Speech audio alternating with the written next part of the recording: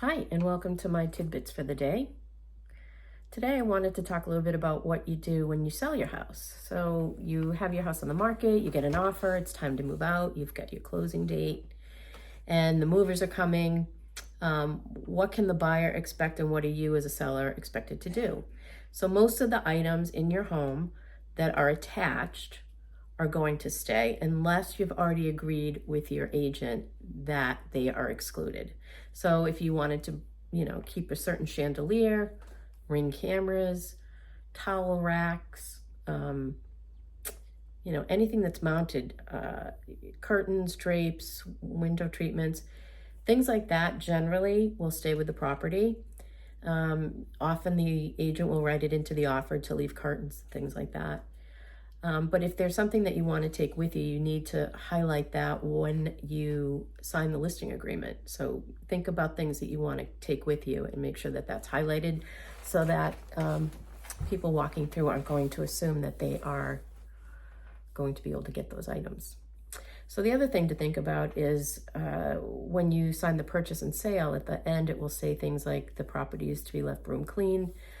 And that means that if you were to take the property, turn it upside down, shake it out, anything that's stuck to the wall is staying, or stuck to the floors are staying, and everything else needs to be removed. So if you have cans of paint or extra tile or flooring, without the permission of the buyer, you need to make sure that those things are gone.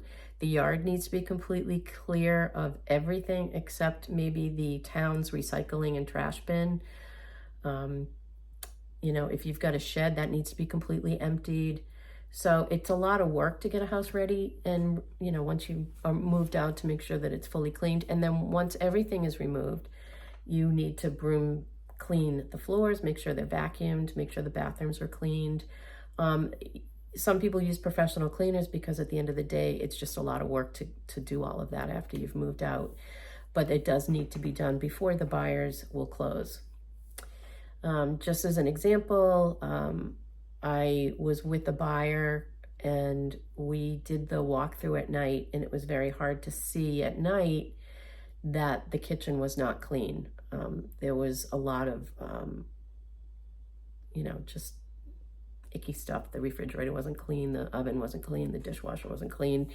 And in dusting underneath cabinets after the fact, we found a lot of animal hair and things like that. So that's the kind of thing that as an agent, when we do the walkthrough, we want to make sure we do it in bright sunlight, that you really keep your eye out, and anything that you see that isn't what it should be, you really want to make sure you mention that to your agent. She's or he are with you walking through before closing, to make a note of that, because that's something you can let your attorney know, and the attorney will make sure that that other agent makes sure that it's done and clean before you move in.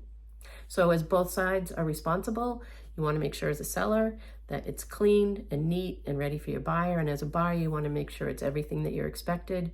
Those Ring doorbells were left and you've got information on how to change them over, that everything that you thought was going to be there is there. So the light fixtures, the curtains, and things like that. So just a little walkthrough, and take notes and make sure you bring them with you when you do your final walkthrough. Have a great week, everybody.